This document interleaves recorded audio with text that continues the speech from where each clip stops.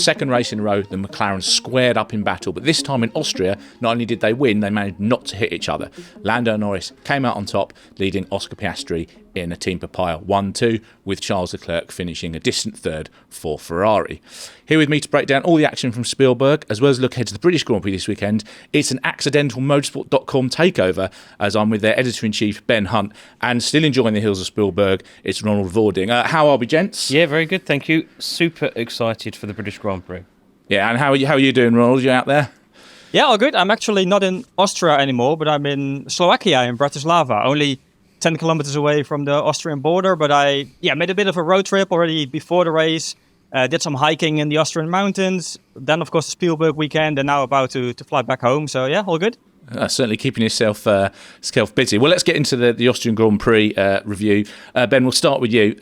So it was a sustained battle, especially in that first part of the race between Norris, who seemed to have quite a good advantage in qualifying, but in the race it kind of went away, I guess, because of DRS. So given the problems he'd had this year with mistakes, quite a confidence boost for him to hang on under that pressure. Yeah, I wrote the piece saying I thought that qualifying on Saturday was probably the most important moment for me watching Norris this year since the Australian Grand Prix. The Australian Grand Prix, he came in as this pre-season, all the expectation was on him to take the fight to Verstappen and to win this world title. Everything that Lando Norris has said over the winter was, I've learnt my lesson, I know what I need to do to be a world champion. And he came into that race in Australia and delivered. But then he took pole, I think it was fastest lap, he won.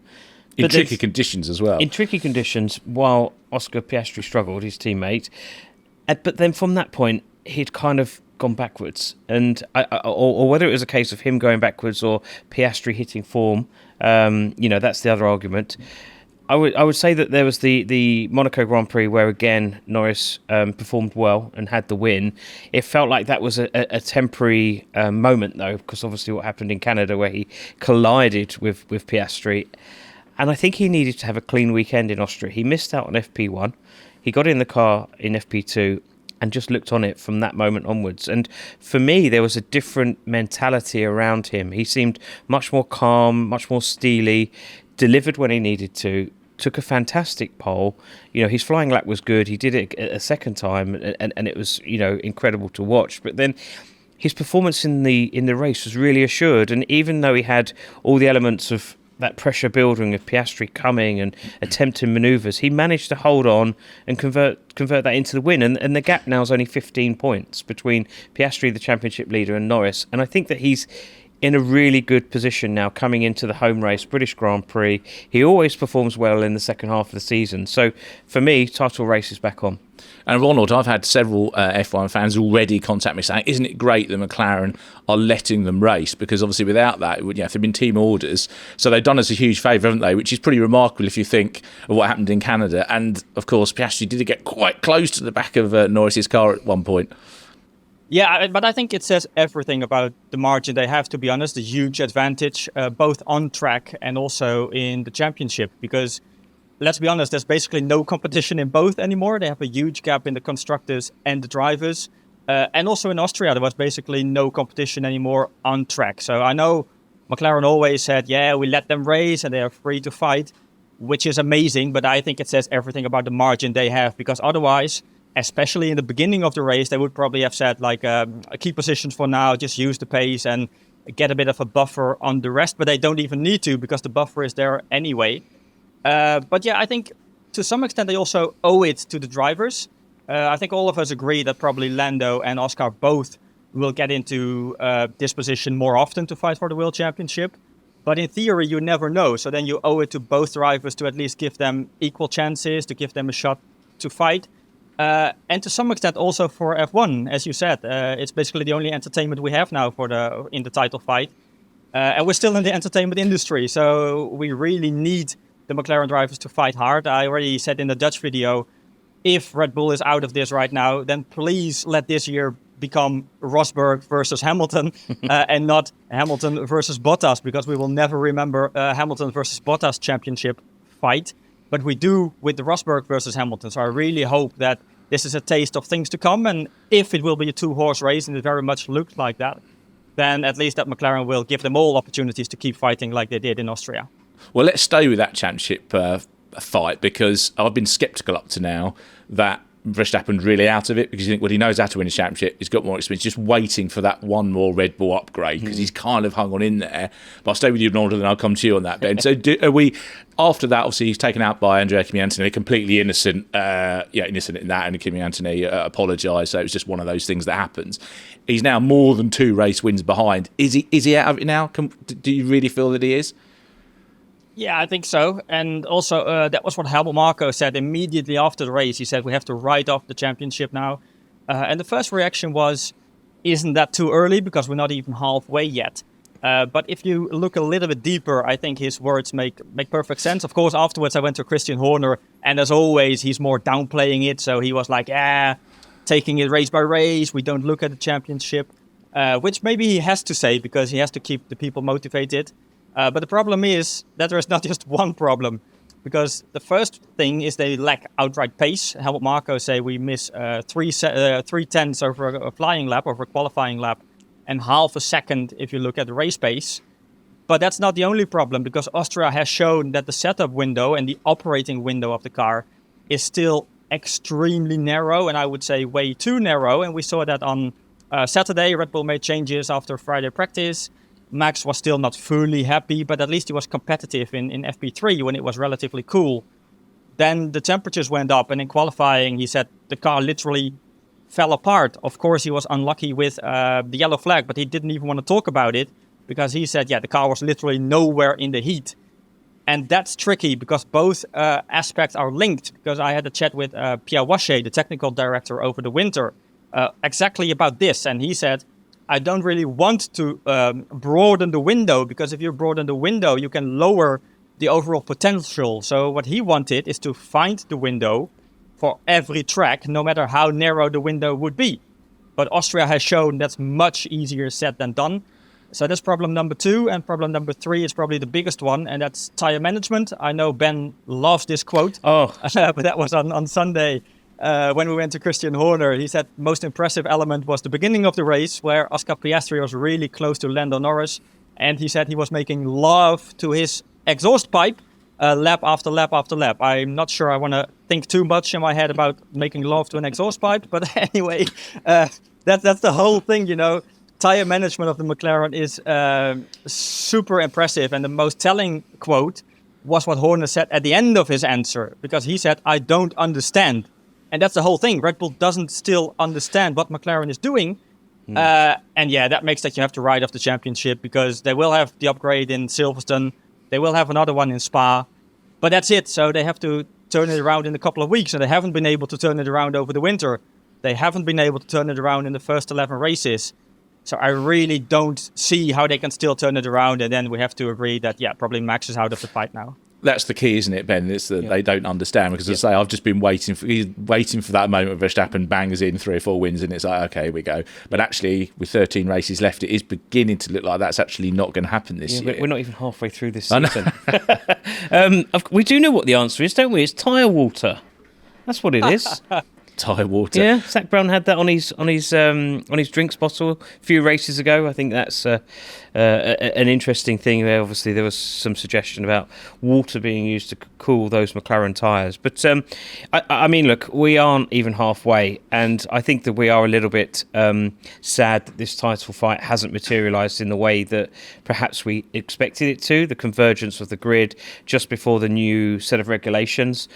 But then again, I'm thinking back to 2013 when, in the second half of that year, just before the introduction of the hybrid engines, Sebastian Vettel just dominated. He won, I think, something like 9 in a row, and it just felt like a procession because everyone had switched their attention to 2026. And I do feel that we're at a point now where teams have already sort of now focused on 26, and it's kind of this season's now just going to fizzle out.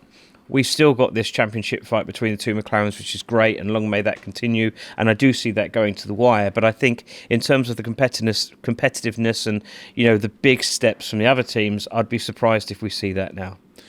Before we move on from Red Bull, we've got to talk about, we haven't even talked about the second car. That problem seems to have become, well, exactly. I mean, Yuki Tsunoda last 2 laps down. Yeah. Now, he's not that bad, is he? So that really does show, doesn't it? I think we now can say that shows the problems they've got with the car, is that basically no one else can drive it. Yeah, I think, when you change the variables, the driver, you swap them in and out, it's now become clear that the car is the problem. It's too stylised to suit Max Verstappen's driving, and no one else can get a handle of it. And, that's a consideration that they need to make for next year. Do they need to compromise, assuming that Max stays? I'm sure, this is a big talking point, whether he'll stay or go. But do they design a car that just suits Verstappen, as they did in last couple of years, and he's managed to win championships on his own, or do they need to think of a different approach? But to be fair to him, he has been saying he's not happy with it either. So it's not like he's going, this is fantastic, look at me. He's going, no, this has got problems. And yes, the problems with the second car is kind of backing him up, isn't it, really? But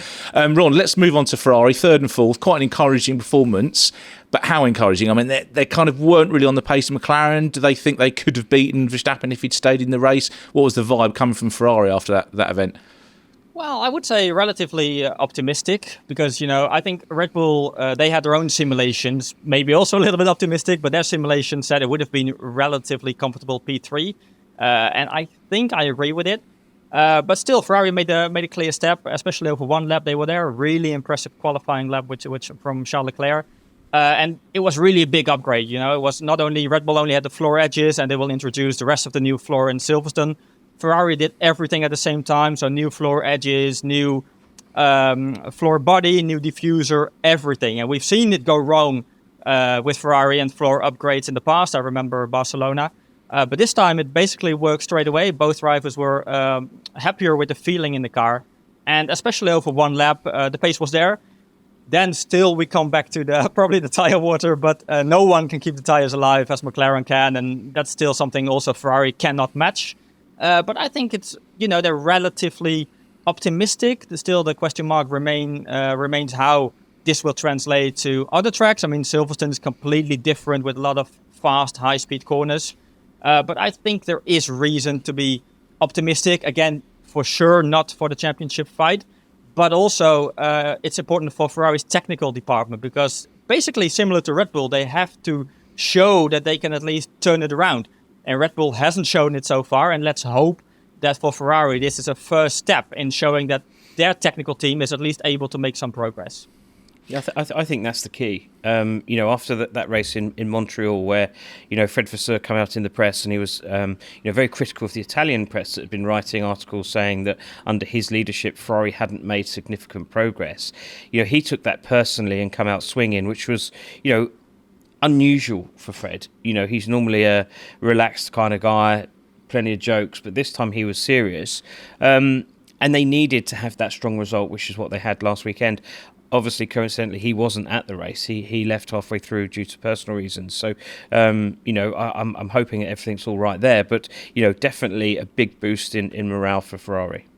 Well, before we take a look at Silverstone, we should also give Sauber some credit, because from being apparently at the back and in a complete state, they got both cars into the points. Gabriel Bortoleto getting his first points in Formula 1 with a really well put together weekend. Nico Hülkenberg came through from the back to ninth. So suddenly they've scored 20 points in 3 weekends. Yeah. So how hard can they climb? It's sort of come out of nowhere almost. Yeah, operationally they've sorted themselves out, haven't they? With pit stops much quicker, and it would be obvious to say that that's the Jonathan Wheatley impact. The man that was responsible for ensuring that Red Bull operated at such a high level. I'm sure he's taken all that learning, and there's quite a lot of quick, easy wins that he's employing at Sauber in terms of the professionalism and just speeding stuff up. And this is great. They're a team that's upwardly mobile, moving in the right direction. Got the Audi project, and all that's bubbling away.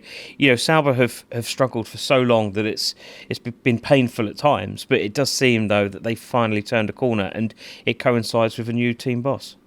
Yeah, absolutely. Well, let's see. I hope that continues. Well, let's look ahead to the British Grand Prix at Silverstone this week. Ronald, I'm going to come to you first. I mean, obviously, we're going to expect the McLarens to be up the front. We know that they've got the best car. But who would you expect to see sort of snapping at their heels the most? I mean, we've not even talked about Mercedes. Obviously, winners in Montreal, and then they hit tyre problems again in Austria. So who would you expect to be giving Lando Norris and Oscar Piastri the biggest concern, apart from each other?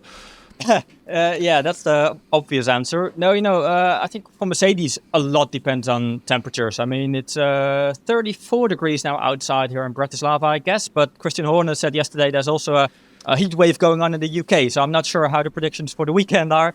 But if it will remain hot, then Mercedes will probably struggle. I like Horner saying when we will talk about Verstappen and Mercedes later on, but he was asked and he said, well, Mercedes, they've got their own problems. They were more than 60 seconds off the race lead. So it's clear that hot weather is still a handicap. If it's colder, then with a smooth tarmac, then Mercedes might be in this one.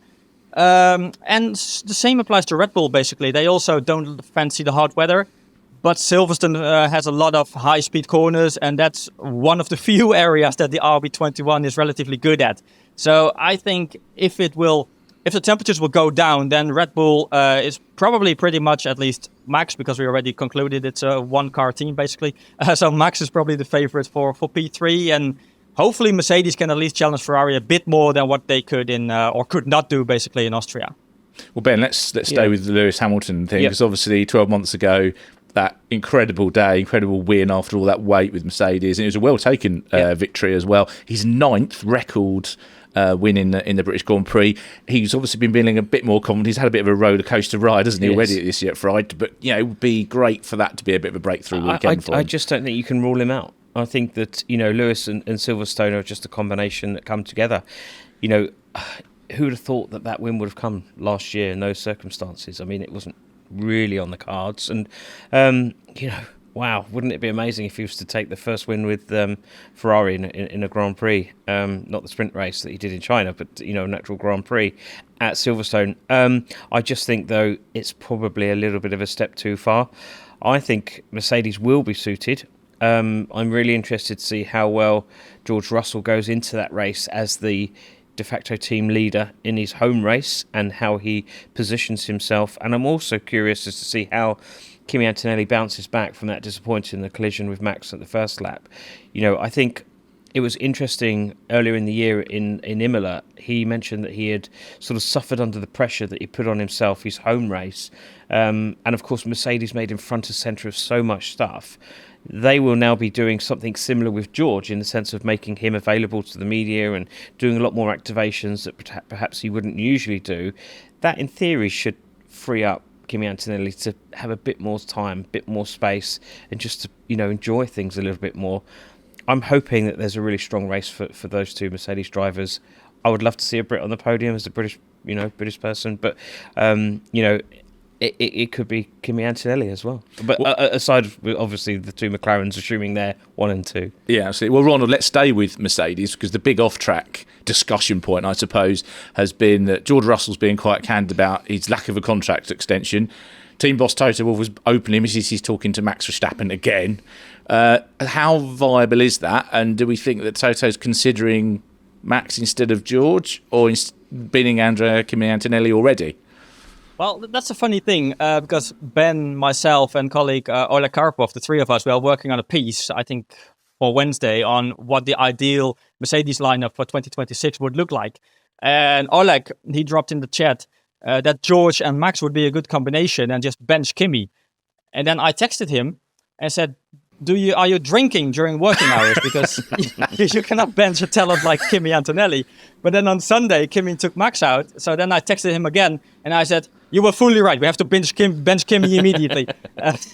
But no, on a serious note, if I were the Mercedes team boss, I probably would go for Max and Kimi, because I think Kimi can benefit from the experience of a 4-time world champion. Max also likes working with rookie drivers. But yeah, it's interesting, and that was the big talking point in Austria. And basically, you had to read between the lines all the time. Toto played it really smart in the press conference. I feel he repeated every single time, "Yes, I'm happy with the lineup I've got, but it's just normal to explore all the options." Of course, that means Verstappen for 2026.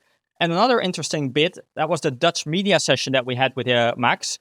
And towards the very end of that, I asked Max Verstappen, do you feel, because that's a fear in the paddock, that 2026 will be dominated by one engine? And his answer was really interesting, because he said, I think the peak performance, or the peak power from the internal combustion engines, will be okay. So that will be relatively equal. And he said the battery, that's a big question mark and no one knows. But the fact that he knows that the peak performance can be relatively equal already tells you something, because of course he has a picture from Red Bull Powertrain's Ford, but it also confirms that Toto is of course trying to paint him a certain picture of the Mercedes engine. And I did an analysis after Montreal, and I think that's very much the situation where we are at now, that basically it's a waiting game, everyone waiting for Max, and everyone playing it politically smart to keep the options open. Max is doing that, Mercedes is doing that, George Russell is forced to do that. You know, he has to look at other teams, to look at Aston Martin, to have some kind of alternative, but also use that to put the pressure on Mercedes to say, hey, give me the contract sooner rather than later. So, yeah, basically it's like 1 year ago. Also in Austria, 1 year ago, we had the same conversations. And now in Austria, we had it again, which in a way is a bit ironic because it's the Red Bull party in Spielberg. And Mercedes kind of hijacked it with all the contract talks. But yeah, I think it's a bit of a waiting game for now, to be honest. Ben, I find this absolutely astonishing, I'll be honest. So Toto Wolff and the history between Red Bull and Mercedes, and Mercedes and Verstappen in particular, yeah, okay, he's the best driver in the world at the moment, I think that's fair. But you say George Russell and Charles Leclerc aren't far off in terms of how they perform. Verstappen's been in a one-car team. The Verstappen family do tend to bring some pressure to bear within the team.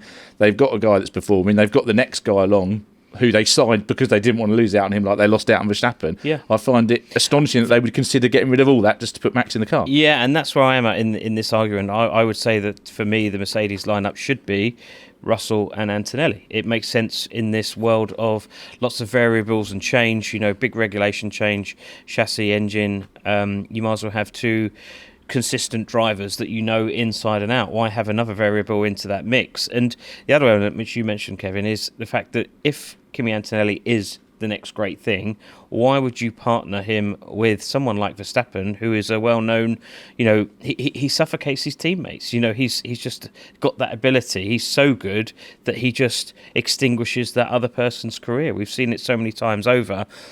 Is that really a smart move for Mercedes if they believe that Antonelli is the best thing since sliced bread? I don't think so. The other aspect, of course, is that if you're looking to sign Verstappen, yes, he's great at the moment, but how much of his, what's his appetite for Formula One? If he gets into this new formula and doesn't like these engines, doesn't like these cars, he could quite happily turn around and say, you know what, I got it wrong, I'm off, see you later, guys. And then all of a sudden they've lost Russell and they're scrambling around for a new driver. So for me, the sensible choice would be to stick with what they've got.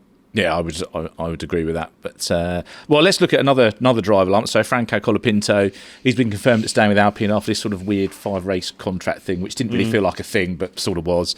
So do you think that's the right decision? Should they be sticking with him, or should they be looking at someone more experienced? Like obviously you've got Valtteri Bottas on the sidelines. Yeah, I think that they're kind of stuck. I think they've got quite a few reserve drivers, haven't they, at Alpine, that they could potentially call on. I think that it would be a bad move, though, to bring someone else in at this stage. You've got to back someone at some point, and it might as well be Franco Colapinto. The commercial reasons make sense. You've just got to give him some time. You're struggling at the back of the grid. Nothing's going to change anytime soon.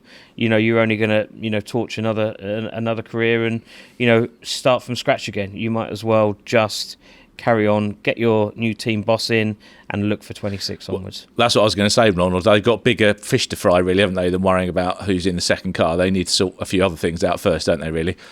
Yeah, but to be honest, the whole Bottas story makes a lot of sense to me. And basically from both sides, because Alpine, as Ben pointed out, is struggling with the second seat. So the best you could do is probably bring in some experience and keep things calm, basically.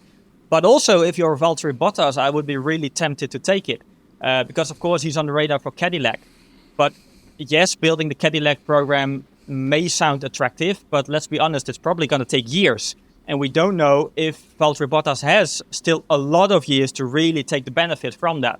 So then if the other option is Alpine, and I think if you look at especially the performance in high-speed corners, the Alpine chassis is not too bad. If you look at the GPS data, they're losing a lot on every single straight, basically. But next year they will get the Mercedes engine. So if I were in Valtteri Bottas' issue, I would be really tempted to go for the Alpine seat. And yes, there's a lot going on in Alpine. They have to get their new team boss in, and they have bigger issues to deal with. But still, I would rather go there than, I think, basically building a team from scratch. Yeah, the interesting thing with Valtteri is that he's always been offered that 1 year extension at the 11th hour. And for someone like me that likes things organised, that must just do his brain, it would do my brain in, but he's very relaxed and he's used to just doing that 1 year at a time. I think that, Ronald, you're right in saying that how many years has he got left? If he is automatically now offered a 2 to 3 year deal at Cadillac, because this is a long-term project and they're going to rely on his experience, wouldn't that be a much more attractive option to sign that long-term contract, to know that he's going to be in Formula One for 3 years as opposed to half a year in the Alpine? That's all I would say. Well, yeah, but at the same time, I think he also, if you only have a couple of years left, you want to bring in the results, and I'm not sure how realistic that would be with Cadillac in 26 or 27. And if Alpine can keep the strong points of their current chassis, I know it's completely different regulations, but I think it shows that the Enstone team itself is not too bad. And if they can link that with a much better engine, then I don't know. I think that would be the more competitive package to take. We'll all be interested to see where Bottas does land, but I think it's also fair to say that I'm quite pleased Colapinto has got a few more races, because to just go through, as you say, drivers so quickly, it makes no real sense, does it? Well, before we tie things up, just have a finish with sort of something a bit fun. So what is it you guys love most about the British Grand Prix? Ben, you first. Getting home on a Sunday night's pretty good.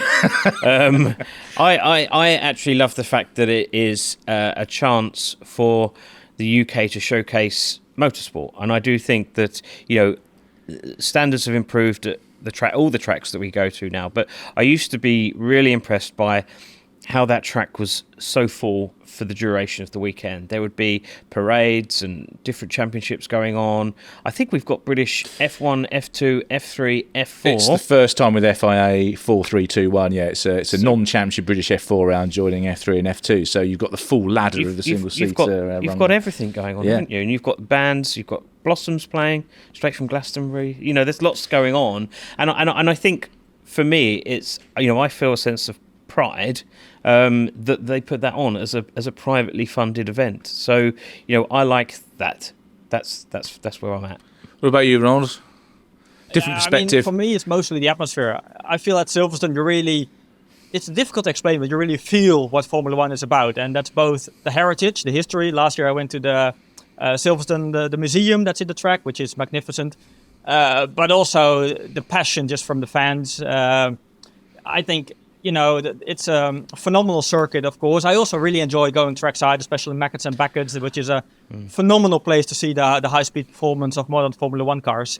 But together with that, it's the campsites, and basically it's a complete festival, and I think that's something they do really, really well at Silverstone. So you've got the history, you've got a phenomenal racetrack, and you've got passionate fans, and I would say that's a pretty good cocktail for a nice Grand Prix weekend.